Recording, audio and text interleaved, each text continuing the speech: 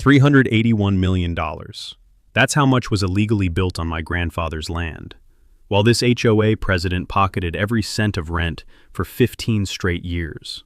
847 massive homes on 1,300 acres that have belonged to my family since 1952. Then one day, she struts up in her designer heels and spits, "Get that trashy truck off my mountain before I call the cops on you, white trash." She had no idea she was standing on land I now own, including the house she lives in. My grandfather died thinking we lost everything. She lived like a queen off our money. But when I found that old 1952 contract in his safe, one hidden clause changed everything. This is the sweetest revenge on a greedy Karen who's about to lose it all. What would you do? Comment below where you're watching from, and if you've ever dreamed of destroying someone untouchable like this. Let me back up and tell you how this whole mess started. 3 days after my grandfather Ezra passed away, I maxed out my credit card to drive 12 hours from Ohio to settle his estate. I'm a mechanic, calloused hands, oil under my fingernails, behind on rent for 3 months. Figured I'd inherit his old cabin, sell it quick to pay for his funeral, and maybe keep the lights on another month. My family had been broke for as long as I could remember. Dad always said Grandpa made poor choices with money. We'd grown up hearing stories about how he'd wasted the family fortune on worthless mountain land, instead of investing in something practical. The smell of pine sap and old leather hit me when I walked into that cabin. Dust particles danced in afternoon sunlight streaming through windows he probably hadn't cleaned in 20 years. Everything felt frozen in time. His coffee mug still on the kitchen table, reading glasses folded next to hand-drawn surveyor maps from the 1940s. See, Grandpa Ezra was the original surveyor for this area, but 1,300 acres of pure Colorado wilderness for $3,200 in 1952, when it was nothing but pine trees and elk trails. The family always joked he got the worthless land, while smart investors bought downtown plots. Every family gathering ended with someone mentioning Ezra's big mistake. Turns out the joke was on all of us. I was sorting through his papers, old receipts, faded photographs, engineering notes in his careful handwriting, when I heard the crunch of gravel outside. Then came the click, click, click of designer heels marching up my driveway like a metronome of pure entitlement. "Excuse me, sir." The voice had this ridiculous fake British accent that screamed, "I watched too much Downton Abbey." "I'm Brenda Kensington Walsh, president of the Pinnacle Ridge Homeowners Association." I looked up to see a woman in her 50s with perfectly styled blonde hair, oversized sunglasses, and an $80,000 Range Rover that probably cost more than I'd make in 3 years. She'd clearly moved here from California within the last few years. Everything about her screamed, "I'm better than you mountain people." "Ma'am," I nodded, stepping onto the porch. The autumn leaves crunched under my work boots. "This community has standards," she announced, scratching her acrylic nails against a clipboard loaded with official-looking forms. "That eyesore truck needs removal immediately. We simply cannot have 847 homeowners' property values affected by this situation. 847 families. I filed that number away for later. My husband Dennis works for the county assessor's office," she added with a smug smile that made my skin crawl. "We know exactly what this property is assessed at, which frankly isn't much compared to our community standards." What she didn't know, what nobody in this whole damn neighborhood knew, was that every single one of those pristine McMansions was sitting on land my family had owned since 1952. The property management company had been collecting over $12,000 monthly in lease payments that should have been coming to us for the past 15 years. While my grandfather died believing we'd lost everything, this woman was living like royalty off our inheritance. And here's the kicker I was starting to realize. If those lease payments had been stolen, and if I could prove ownership, I could charge whatever rent I wanted. Market rate for prime mountain property? About triple what these people were currently paying. But I didn't say any of that. Not yet. "I'll handle the truck situation," I said simply, watching her scribble violation notices with those ridiculous nails. She handed me an official-looking paper with the HOA seal. "You have 72 hours to comply, or face $500 in daily fines. Welcome to Pinnacle Ridge, Mr. Brennan, Cole Brennan." "Well, Mr. Brennan, I do hope you'll fit in better than your grandfather did." As her Range Rover purred away down the mountain road, I stood there holding that violation notice, listening to the wind whistle through the pines. I thought about those 847 families, about 15 years of stolen payments, about what they'd say when they found out who really owned their mountain paradise. Time to find Grandpa's hidden safe and see what secrets he'd been keeping. The next morning, I woke up to flashing red and blue lights outside my window. 2 sheriff's deputies stood on my porch at 6 a.m., looking like they'd rather be anywhere else.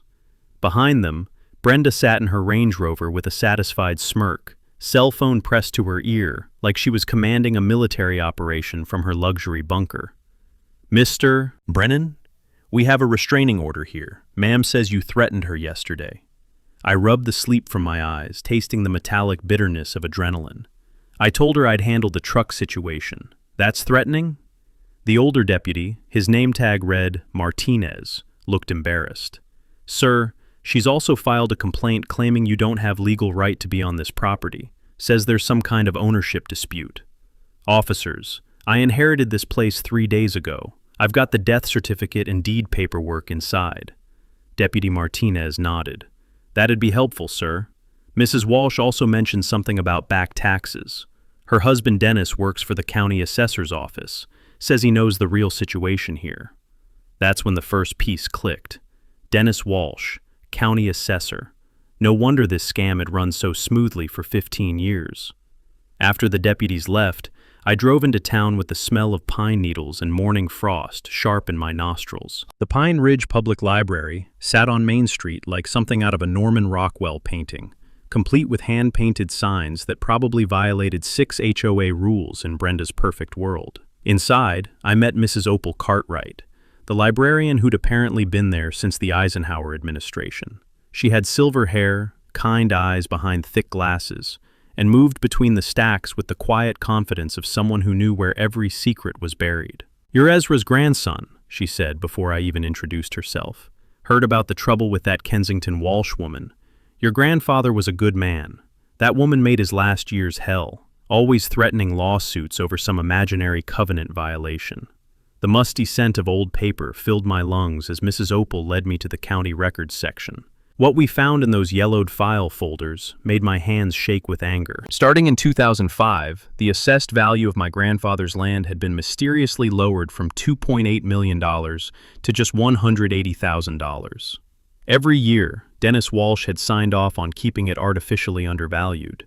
I remembered my father mentioning something years ago about property taxes being surprisingly manageable on the mountain land. Now I knew why. "This is fraud," Mrs. Opal whispered, running her finger down the assessment records. "Plain and simple." My lawyer father had always told me that when property taxes are based on fraudulent assessments, it can void any squatter's rights claims. Suddenly, that advice made perfect sense. If Brenda tried claiming she owned this land through long-term occupation, these fake tax records would destroy her case in court. The rough texture of decades-old property deeds felt like evidence under my fingertips. Each document told the same story, systematic manipulation going back to when the Walshes first got involved. By noon, I'd called Janet Torres, a property attorney in Denver, who specialized in land disputes. Her voice carried the sharp confidence of someone who'd seen every trick in the book. "Mr. Brennan, you need to file what's called a quiet title lawsuit immediately. It forces everyone to prove their ownership claims in court with real documentation. Given what you've described, we have grounds to challenge every property transfer in that subdivision." While I was building my legal case, Brenda was busy with her own warfare. She'd created a Facebook group called Protect Pinnacle Ridge from Undesirable Elements, where she posted Ring doorbell footage of me performing highly suspicious activities, like checking my mailbox and walking to my truck. The comments section read like a paranoid neighborhood watch meeting, with neighbors debating whether I was a drifter or just not our kind of people. Honestly, watching suburban moms analyze my morning routine like I was some kind of criminal mastermind was better entertainment than cable TV. The sound of my phone buzzing interrupted my research. Sheriff Martinez, who I'd learned was Brenda's brother-in-law, had started scheduling wellness checks on me twice daily. Nothing says innocent homeowner quite like turning law enforcement into your personal harassment squad. But Brenda had made one crucial mistake. While she was playing Facebook warrior and pulling family strings, she'd revealed the scope of their operation. Dennis's involvement meant this wasn't just stolen rent money. This was systematic document fraud involving county officials. I could smell the approaching storm in the crisp mountain air as I sat in my truck outside the library. The engine ticked as it cooled, and I realized I wasn't just fighting an entitled HOA president anymore. I was about to take on an entire network of corruption that had been stealing from my family for 15 years. Mrs. Opal tapped on my window, holding a manila folder thick with photocopied documents. "Take these, honey," she said. "Your grandfather would want you to have ammunition for this fight." Time to see just how deep this rabbit hole went, and whether the Walsh family was ready for a real war. 3 days later, Brenda called an emergency HOA meeting. I wasn't invited, of course, but Mrs. Opal had friends everywhere. According to her source, Margaret Flynn, a retired teacher who lived 2 streets over, Brenda had worked herself into a complete frenzy trying to rally the neighborhood against me. She kept pacing back and forth like a caged animal, Margaret told me over coffee at the local diner, talking about undesirable elements and protecting our investment. Then she called for an official vote, declaring your cabin a public nuisance. The smell of bacon grease and fresh coffee filled the small restaurant, as Margaret described the meeting. Only 12 homeowners had shown up, out of 847, but Brenda declared it a mandate from the community, anyway. Apparently, basic math wasn't a requirement for HOA leadership. "Here's the real kicker," Margaret continued, lowering her voice. She announced a new monthly security fee, $200 per household, to hire private patrol guards. Said it was necessary because of recent security threats. I nearly choked on my coffee. $200 times 847 homes meant another $169,400 monthly, flowing straight into Brenda's bank account, disguised as community safety. At this rate, she'd be charging homeowners for the privilege of breathing mountain air. That afternoon, I decided to take a walk around my property lines with the trail cameras I'd ordered online. Perfectly legal to install on your own land, and given recent events, probably necessary. As I mounted the first camera near the eastern boundary, I heard the rumble of a dump truck approaching through the trees. The sound of diesel exhaust and grinding gears echoed off the mountainside. Dennis Walsh was behind the wheel, backing up to dump a load of construction debris right onto my property. Broken concrete, rusty rebar, and what looked like old roofing materials scattered across the forest floor, with a crash that sent birds fleeing from nearby trees. I stayed hidden behind a cluster of aspens, letting my new camera capture everything. The sound of hydraulic pistons groaned as the truck bed lifted, spilling more trash across the meadow where my grandfather used to watch elk graze. When Dennis finished and drove away, I walked through the mess he'd left behind. The acrid smell of old tar and concrete dust burned my nostrils. This wasn't just illegal dumping. It was a calculated attempt to contaminate my land and justify some kind of environmental cleanup seizure. But I had bigger concerns when I got back to the cabin. Buck Martinez was waiting on my porch. Buck owned the hardware store in town, a weathered man in his 50s with calloused hands and the steady demeanor that comes from decades of honest work. He'd been watching me install security equipment all week, and finally decided to speak up. "Son, you need to know what that woman's been doing to local businesses," he said, settling into one of grandfather's old porch chairs. "She's been making donation requests from every shop on Main Street, claims the HOA board voted to support local commerce, but anyone who doesn't pay up suddenly gets mysterious building code violations." The pieces were clicking into place. Brenda wasn't just stealing from homeowners. She was running a full-scale protection racket throughout the entire town. "Last month, she hit up my store for $500, Buck continued. "When I refused, suddenly the county inspector found safety violations in my electrical system. Cost me $3,000 to fix problems that magically appeared after Dennis Walsh's office got involved." That's when I remembered something my uncle had drilled into me during his brief stint as a real estate agent. Property owners control easements, the legal rights that allow people to cross their land to reach other properties. Years ago, he'd told me about a case where a rancher had legally blocked access to an entire subdivision just by closing his private road. "Buck, how many of these houses use the main mountain road to access their properties?" His eyes lit up with understanding. "Son, that road cuts right through the heart of your grandfather's original property. Every single house in Pinnacle Ridge depends on it to get in and out." That evening, I spread grandfather's surveyor maps across the kitchen table, tracing the original 1952 boundaries with my finger. The main access road, the one Brenda's Range Rover used twice daily, the one that connected all 847 homes to civilization, ran directly across land that had belonged to my family for 70 years. The rough paper felt like raw power under my hands as I realized what this meant. I didn't just own the land under their houses. I controlled their only escape route. My phone rang before I could fully process this discovery. Janet Torres, my attorney, had urgent news. "Cole, Brenda just escalated to federal level. She filed a complaint claiming your property contains protected wetlands, requiring immediate government oversight. If the EPA buys her story, they could seize everything through eminent domain." The taste of rage filled my mouth as I stared out at the pristine mountain meadows my grandfather had protected for decades. Brenda was pulling out every weapon in her arsenal, bringing in federal agencies to steal what local corruption couldn't touch. But she just made her biggest mistake. Because now I knew exactly how to cut off her entire kingdom with one simple legal move. Time to stop playing defense and start choking off her escape routes. The next morning, Brenda made her boldest move yet. She showed up at my door with a manila folder and what looked like expensive legal counsel, a man in a $1,000 suit who introduced himself as Mr. Whitmore from the Denver firm of Whitmore, Sterling and Associates. "Mr. Brennan," Brenda announced, her fake British accent thicker than usual, "we've come to resolve this unfortunate misunderstanding once and for all." The smell of her overpowering perfume, something that probably cost more than my monthly rent, mixed with the crisp mountain air as she handed me a document. "This is the original 1955 land agreement between your grandfather and the previous HOA president, Harold Kensington. It clearly states that Ezra Brennan sold all development rights to the Pinnacle Ridge Community Association in perpetuity." I studied the yellowed paper, noting the official-looking stamps and carefully aged appearance. At first glance, it seemed legitimate, until my mechanic's eye for detail caught something that made my bullshit detector start screaming. "This is interesting," I said slowly. "My grandfather's signature looks remarkably similar to his 1970s handwriting style, not his 1950s penmanship." Whitmore cleared his throat nervously. "Mr. Brennan, document analysis can be tricky for laypeople. This agreement has been properly authenticated." "By who? And why does this 1955 document mention zip codes when they weren't invented until 1963?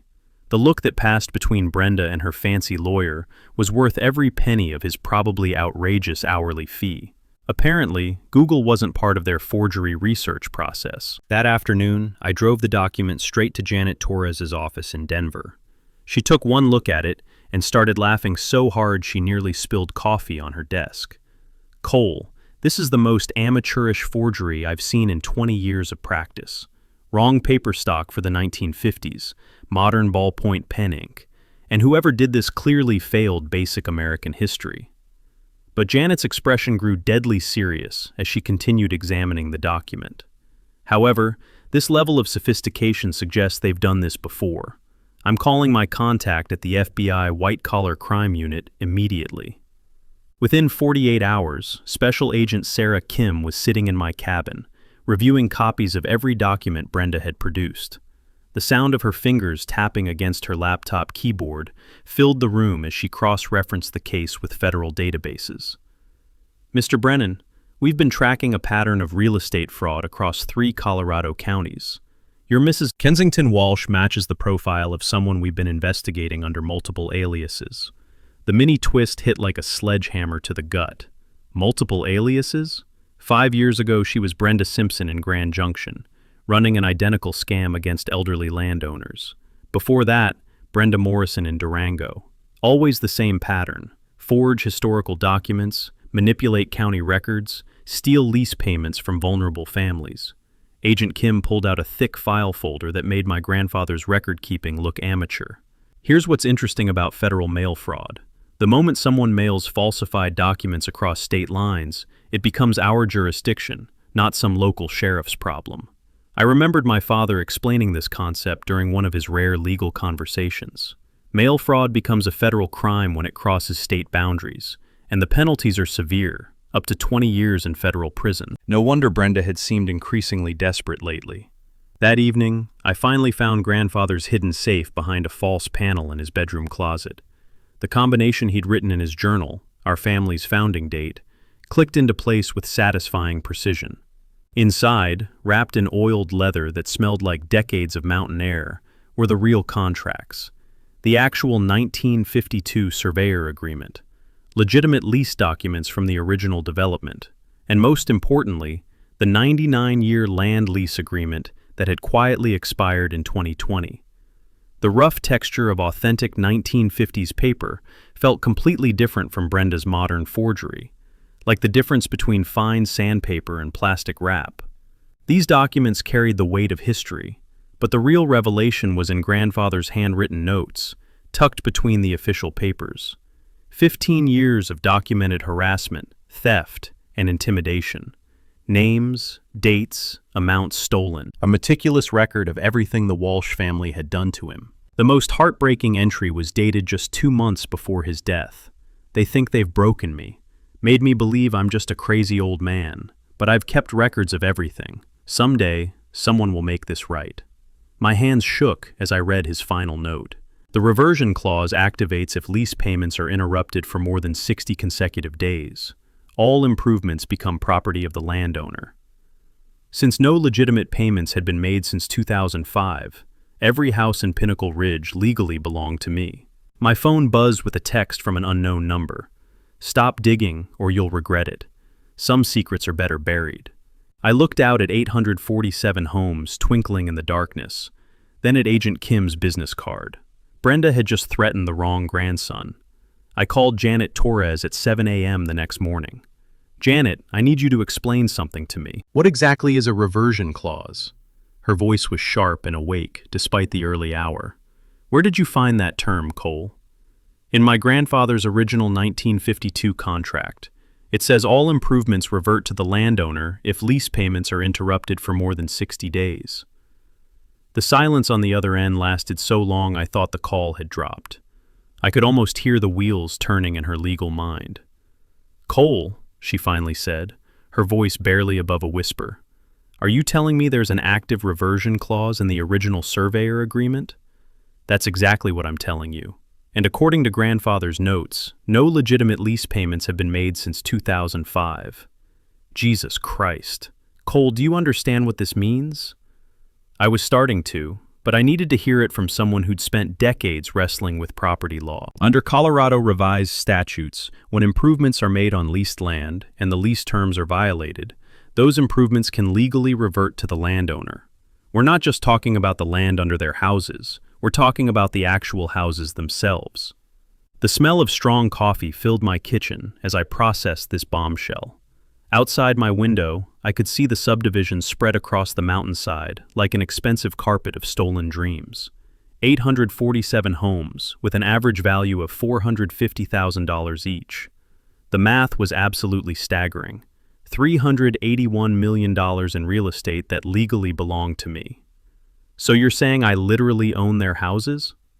I'm saying that according to Colorado law, when a property lease is systematically violated for years, all improvements constructed during that time become the property of the landowner.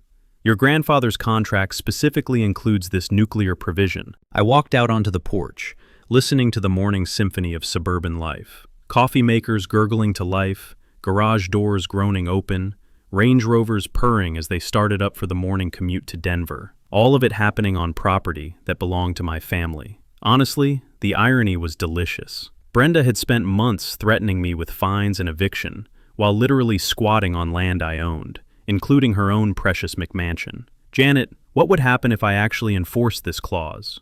Theoretically, you could evict every single family in that subdivision, immediately, without compensation. It would be the largest residential seizure in Colorado history, the nuclear option. I could obliterate Brenda's entire kingdom with one legal filing, not just her house, but every house she claimed to protect through her HOA presidency. The ultimate revenge would be rendering 847 families homeless to get back at one corrupt woman. But as I watched a yellow school bus pick up kids at the corner, children who had nothing to do with their parents' mortgage situations. I realized that wasn't the man my grandfather had raised me to be. "There's another approach," Janet continued, apparently reading the hesitation in my silence. "We could use the reversion clause as leverage, file the claim, but offer reasonable purchase terms to legitimate homeowners, force out the bad actors while protecting innocent families." The dusty scent of grandfather's old property books seemed to drift from inside the cabin as she explained precedent cases. Some property owners had used similar clauses to become overnight millionaires. Others had leveraged them to create fair, long-term community solutions. What about Brenda, specifically? She's been living in that house since 2018, long after the lease violations began. Under the reversion clause, she has zero legal claim to the property. We could have her evicted within 30 days and seize everything she's built her fake empire on. I sat in grandfather's weathered rocking chair, feeling the weight of absolute power. The choice between maximum revenge and maximum justice was literally in my hands. But something about the timeline still bothered me. "Janet, if this reversion clause has been active since 2005, why didn't my grandfather use it?" Intimidation, most likely.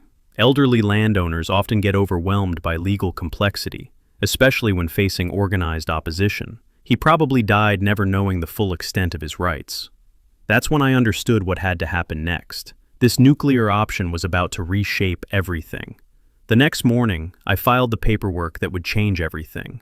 Janet Torres walked the quiet title action through Denver District Court, while I sat in my truck outside the courthouse, watching normal people live normal lives that were about to get very complicated. The legal document claimed ownership of all improvements on my 1,300 acres, giving every resident 30 days to prove their right to remain. Within hours, my phone started ringing nonstop. "Mr. Brennan, this is Patricia Sterling from Channel 7 News. We understand you filed a massive property claim against the Pinnacle Ridge subdivision. Would you like to comment?" I declined the interview, but the cat was out of the bag. By evening, news vans were parked along the mountain road, and my quiet inheritance had become the lead story on Denver's evening news. The smell of diesel exhaust mixed with pine needles as reporters set up their equipment. I watched from my cabin window, knowing this media attention was exactly what I needed for the next phase of my plan. That evening, I started making house calls. Not to Brenda's allies, they could sweat for a while. Instead, I visited the families who'd been victimized by her schemes. Margaret Flynn was first on my list. "Cole, honey, come in," she said, ushering me into her cozy living room that smelled like homemade cookies and lavender. "I heard about the legal filing. The whole neighborhood's in an uproar." "Margaret, I want you to know something. This isn't about hurting innocent people. I'm offering legitimate purchase options to families like yours, fair market value for your lot with 10-year payment plans at low interest." The relief in her eyes was immediate. "You mean we can stay?" "Not only can you stay, but you'll finally own your land free and clear. No more HOA fees, no more Brenda's fake security charges, no more Dennis manipulating your property taxes." I spent the weekend visiting 43 families, explaining the same offer. The sound of grateful tears and relieved laughter followed me from house to house. These people had been living under Brenda's thumb for years, paying illegal fees and enduring constant harassment. Meanwhile, I was installing more than just security cameras around the property. Buck Martinez had introduced me to his nephew, Tony, a former Army communications specialist who now ran a private security company. The whir of drill motors filled the mountain air as we mounted high-definition cameras at every access point to the subdivision. "These aren't just recording devices," Tony explained, adjusting a camera near the main gate. "They're streaming live to a secure server with facial recognition software. Anyone who enters or leaves this property gets logged automatically." But the real trap was more subtle than surveillance equipment. I'd learned something important during my research: one-party consent recording laws in Colorado. As long as one person in a conversation knows it's being recorded, it's completely legal. I started carrying a small digital recorder everywhere, capturing every interaction with Brenda and her allies. The rough plastic casing felt like insurance in my pocket. Sarah Sterling, the local newspaper editor I'd met through Mrs. Opal, had become an invaluable ally. She'd been investigating Brenda's schemes for months, collecting testimonies from local businesses that had been extorted. "Cole, I've got statements from 12 business owners, she told me over coffee at the local diner. Hardware stores, restaurants, even the post office. Brenda's been running protection rackets throughout the entire county. The aroma of fresh coffee mixed with the excitement in Sarah's voice as she laid out her investigation files. This wasn't just about my family's stolen land anymore. We were documenting a criminal enterprise that had been bleeding this community dry for years. "What's your publication timeline?" I asked. "I'm holding the story until you're ready. When you spring whatever trap you're building, I want to be there with cameras rolling." Here's something most people don't know about property ownership research. Every document is public record, available to anyone willing to spend time at the county clerk's office. I spent entire afternoons teaching concerned homeowners how to trace their own property histories, showing them how Dennis Walsh had manipulated their assessments. "Look at this," I explained to Robert Kim, a software engineer who lived 3 streets over. "Your house was assessed at $320,000 in 2019, but Dennis lowered it to $180,000 the next year. That's not market fluctuation. That's systematic fraud designed to reduce county tax revenue." The technique is simple. Request property assessment records by address, compare year-over-year values, and look for dramatic decreases that don't match market trends. When you find patterns of manipulation, you've got evidence of corruption. But my favorite part of the plan was the bait I'd been dangling. Through Margaret Flynn, I'd started spreading rumors that I was desperate for a quick settlement and overwhelmed by the legal complexity. I even had her mention that I was considering selling everything to a Denver developer who'd tear down the subdivision and build condos. The texture of grandfather's old fishing line felt familiar in my hands as I set this particular hook. Within days, Brenda started making calls to schedule a private negotiation to resolve our unfortunate misunderstanding. She thought she was about to prey on another overwhelmed family member. Instead, she was walking into the most comprehensive legal trap I could design. All I needed now was the perfect venue for her final performance, with witnesses, media, and law enforcement present to watch her empire crumble in real time. The community center would work perfectly. Brenda took the bait faster than I expected. 3 days after word spread about my desperation, she showed up at my door with a completely different energy. Gone was the imperious HOA president with her clipboard of violations. This woman looked like she hadn't slept in weeks, her usually perfect makeup slightly smudged around the edges. "Mr. Brennan, I believe we got off on the wrong foot," she said, her fake British accent wavering like a bad radio signal. "Perhaps we could discuss a mutually beneficial arrangement." I invited her onto the porch, making sure my hidden recorder was running. The morning air carried the scent of pine sap and her increasingly desperate perfume, something that probably cost more per ounce than my monthly groceries. "What did you have in mind?" "Well, I've spoken with some investors in Denver. They're prepared to offer you $500,000 for a quick resolution to this unfortunate legal confusion." $500,000 for property worth $381 million. The audacity was breathtaking, even for Brenda. "That's generous," I said carefully, "but I'll need time to consider all my options." Her relief was almost pathetic to witness. Of course. Just remember, legal battles can be expensive and unpredictable. Sometimes it's better to take a sure thing. After she left, I immediately called Agent Sarah Kim to report the attempted bribery. But Brenda's desperation was just getting started. That night, I was jolted awake by the sound of splintering wood and diesel engines. Through my security cameras, I watched a crew of 3 men with jackhammers attempting to damage my cabin's foundation, trying to make it look like a legitimate utility emergency at 2 a.m. The sound of breaking concrete echoed through the valley as they worked to undermine my home's structural integrity. But here's the mini twist that made everything perfect. One of the workers answered his cell phone during the covert operation. "Yeah, Mrs. Walsh, we're working on it now." His voice carried clearly through the mountain air. "Should look like a gas line leak caused the damage.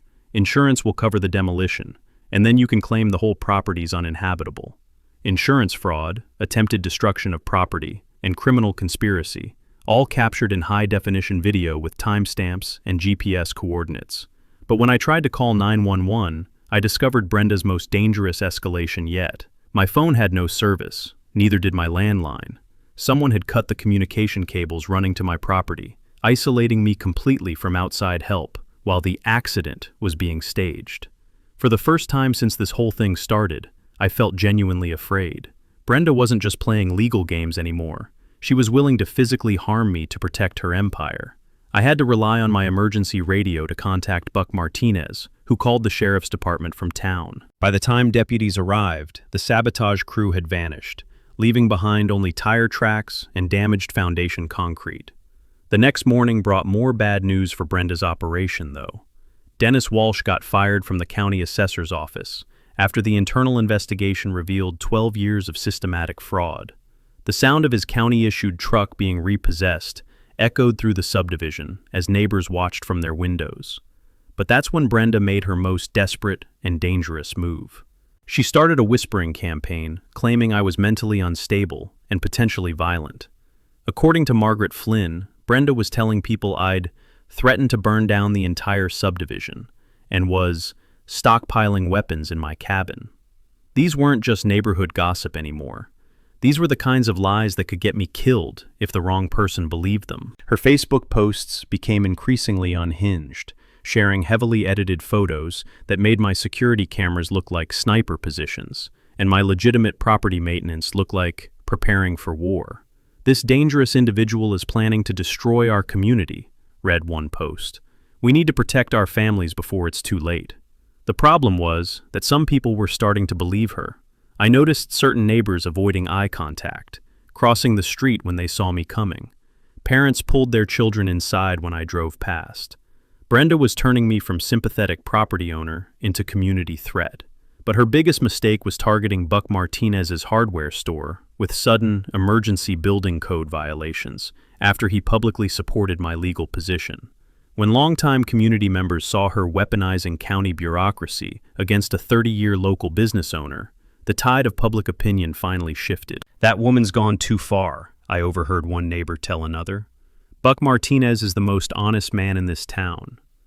The smell of autumn leaves and approaching winter carried a sense of finality through the mountain air. Brenda had escalated beyond legal maneuvering into actual criminal behavior, and she was running out of allies fast. But I could feel her preparing one last desperate gambit that would either save her empire or destroy everything she'd built. Time to force that final confrontation before someone got seriously hurt. The breaking point came when they arrested Brenda at Denver International Airport. Agent Sarah Kim called me at 6 a.m. with the news. "Mr. Brennan, your Mrs. Walsh was caught trying to board a flight to Costa Rica with a suitcase containing $847,000 in cash from various HOA accounts." The sound of my coffee mug hitting the kitchen counter echoed through the cabin. 847,000? Interesting number, isn't it? Almost exactly $1,000 per house in the subdivision. Looks like she was planning to disappear with every penny of treasury funds she could grab. Brenda's final mini-twist was that she'd been systematically draining HOA accounts for months, knowing her empire was about to collapse. While residents paid their monthly fees, she was literally stealing their money to fund her escape plan. But getting arrested while fleeing the country had triggered something much bigger than local fraud charges. "The IRS is now involved," Agent Kim continued.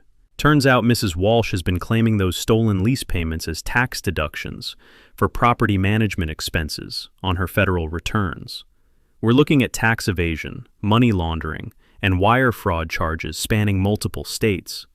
By noon, news vans were lined up along the mountain road like metallic vultures. The story of an HOA president stealing millions and getting caught fleeing to Costa Rica was cable news gold. But the real drama was happening inside the subdivision itself. With Brenda in federal custody, her remaining allies began turning on each other faster than reality TV contestants.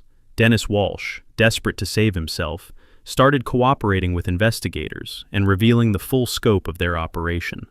Margaret Flynn called me around 2 p.m. with updates from her neighborhood network. "Cole, honey, you won't believe what's happening. 3 more HOA board members just resigned, and someone spray-painted thief on the Martins' garage door."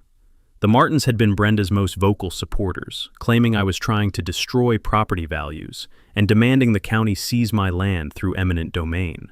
Now that the FBI had revealed the extent of Brenda's theft, anyone associated with her was facing community backlash. "There's something else," Margaret continued. "A bunch of us are organizing a residents' coalition.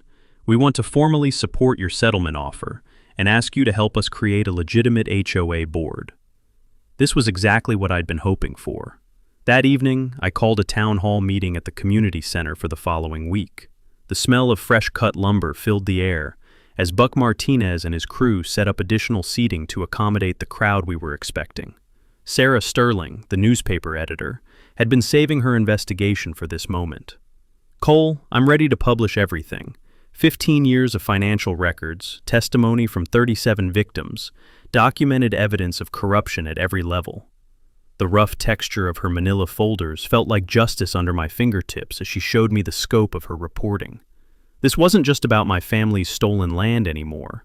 It was about exposing an entire network of corruption that had been bleeding the community dry. My headline is "The Mountain Mafia: How One HOA Stole Millions," she said with obvious satisfaction.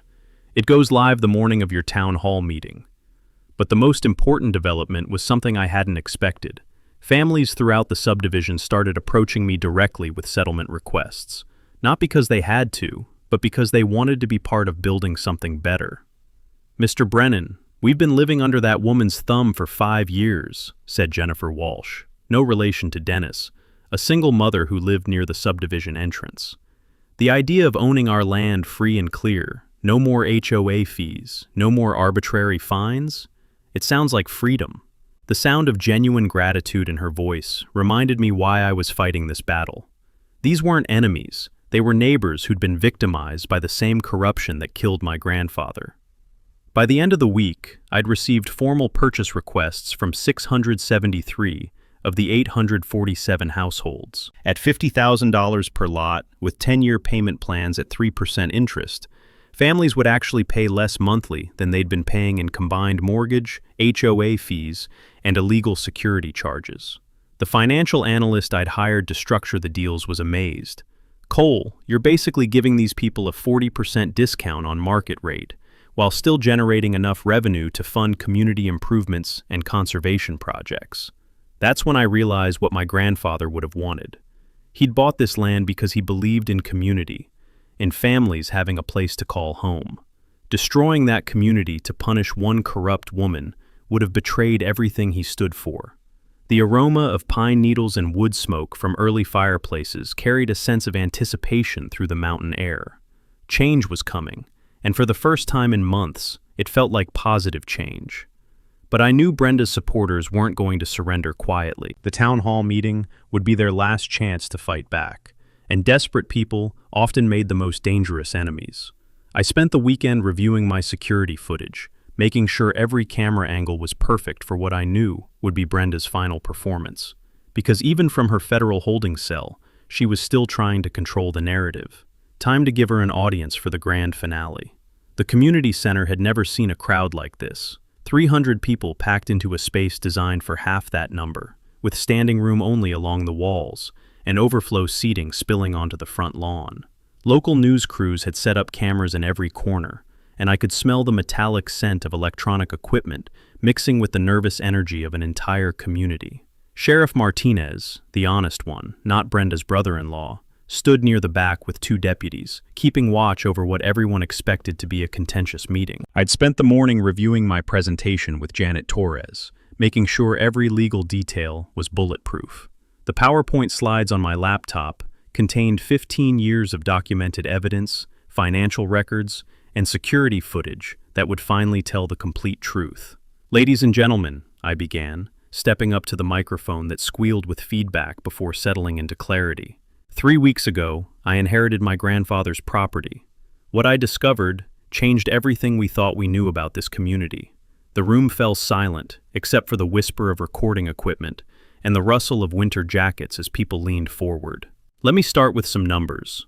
For 15 years, a property management company has been collecting an average of $450 per month from each household in Pinnacle Ridge. That's over $12,000 monthly that should have been coming to my family as legitimate lease payments. Murmurs rippled through the crowd as people did quick mental math. But here's what makes it worse. While my grandfather died believing our family had lost everything, certain individuals were living like royalty off stolen money. I clicked to the first slide, showing Brenda's Range Rover, designer clothes, and expensive vacations, all funded by theft. That's when the back doors burst open. Brenda herself walked in, flanked by what looked like a team of expensive lawyers. She'd somehow made bail and decided to make one final stand. Her perfectly styled hair and fresh makeup couldn't hide the desperation in her eyes as she marched toward the front of the room. "This man is lying," she shouted, her fake British accent gone completely. "I demand the right to respond to these slanderous accusations." The crowd erupted in angry voices, some supporting her, most calling for her to shut up and sit down.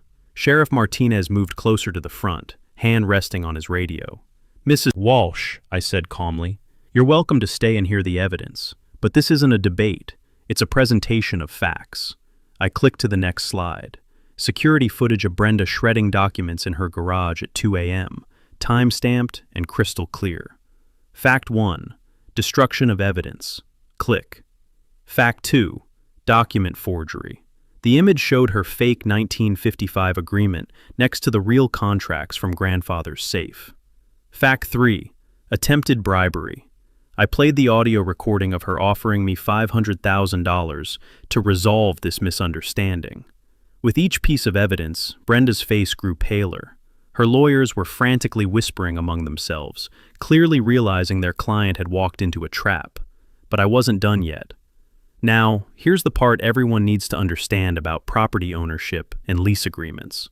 I clicked to a slide showing the 1952 reversion clause. When lease payments are systematically stolen for years, Colorado law allows the property owner to reclaim all improvements. The room went dead silent as people processed what this meant. Every house in this subdivision was built on land belonging to my family.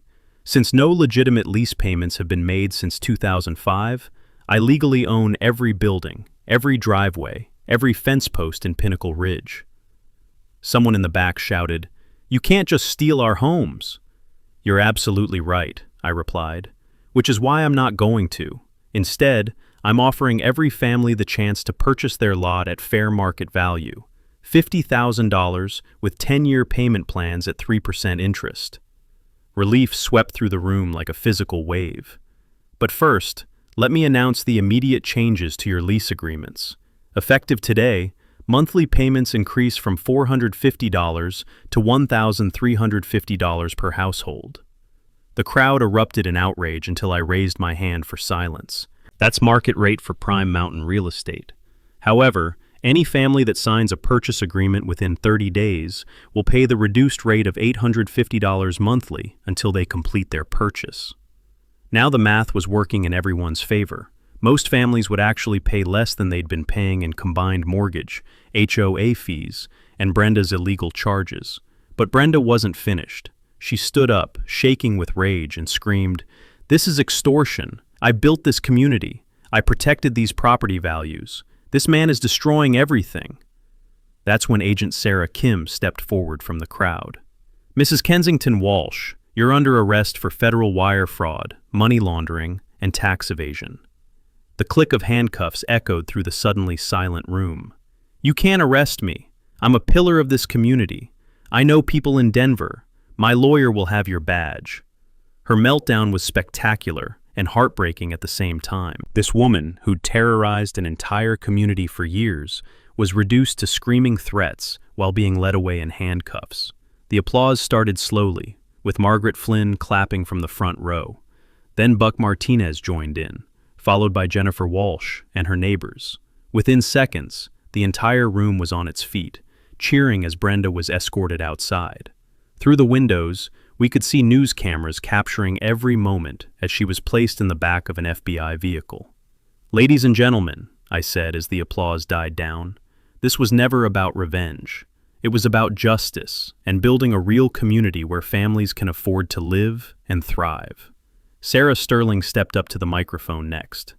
"The Mountain Chronicle will be publishing the complete investigation tomorrow, documenting 15 years of fraud and corruption.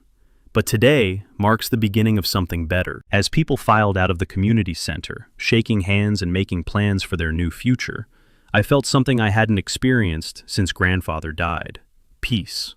6 months later, Pinnacle Ridge looked like a completely different place. The artificial perfection of Brenda's HOA dictatorship had been replaced by something more genuine: families working together to build the community they actually wanted to live in.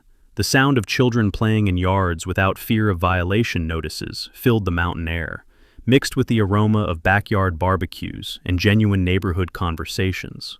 Brenda received an 18-month federal sentence and was ordered to pay $2.3 million in restitution. The judge called her crimes a systematic betrayal of community trust that destroyed lives and families. Dennis got 6 months and permanent banishment from any government position. But their punishment wasn't the most satisfying part of this story. 847 families had successfully signed purchase agreements for their lots. The Democratic HOA board they elected reduced fees by 60%, while actually improving services. Turns out you can accomplish a lot when you're not funding someone's Range Rover payments. I used the settlement money to establish the Ezra Brennan Memorial Scholarship, providing college funding for local high school students who demonstrate community service. 23 kids received awards this year, including Jennifer Walsh's daughter, who's studying environmental engineering. The conservation project exceeded my wildest expectations. 400 acres of pristine mountain wilderness became a permanent nature preserve, complete with hiking trails, wildlife observation areas, and educational programs for visiting school groups. The smell of untouched forest and the sound of elk returning to their ancestral grazing grounds would have made grandfather proud. My own life changed in ways I never expected. Sarah Sterling and I started dating after she insisted I couldn't fix her car because of journalistic integrity conflicts. Her investigation won a state press award and led to corruption investigations in 3 other Colorado counties. I opened Brennan's Honest Auto Repair in town, with Buck Martinez as my landlord and biggest supporter. Word spread quickly that you could trust me not to invent problems or overcharge for simple fixes. Apparently, basic honesty was revolutionary in the auto repair business. The annual Pinnacle Ridge Freedom Day became our biggest community celebration, marking the end of HOA corruption and the beginning of genuine self-governance. This year's festival featured live music, local food vendors, and a dunking booth where people could pay to dunk actors dressed like corrupt HOA presidents. Even the kids loved the symbolism. The sound of laughter echoed across the mountain meadows as families enjoyed their first summer of actual freedom. Property values increased 15% once word spread about our reasonable fees and honest governance. Turns out people want to live in communities that aren't run by criminals. I kept one reminder of the whole ordeal: grandfather's original 1952 Surveyor compass, displayed on my kitchen table next to his final journal entry. "Someday, someone will make this right," he'd written. Every morning, I read those words and remembered that justice sometimes takes decades, but it's always worth the fight. 3 weeks ago, I received an email that made my blood run cold. A family in Texas facing an identical HOA fraud scheme, complete with stolen lease payments and forged documents. The pattern was unmistakable. Another Brenda, operating in another community, destroying another group of families. I forwarded their information to Agent Kim and started researching property law in Texas, because some fights are too important to ignore, and some communities deserve the chance to build something better. The mountain air carries possibility these days, along with the scent of pine needles and the promise of snow. Change is coming to more places than just Pinnacle Ridge, and corrupt HOAs everywhere should be very, very worried. Thanks for hanging out with us on HOA Stories, where the HOA Karens meet their match. If this story had you cheering or cringing, go ahead and like the video, drop a comment with your reaction, and hit subscribe so you're ready for the next wild HOA tale.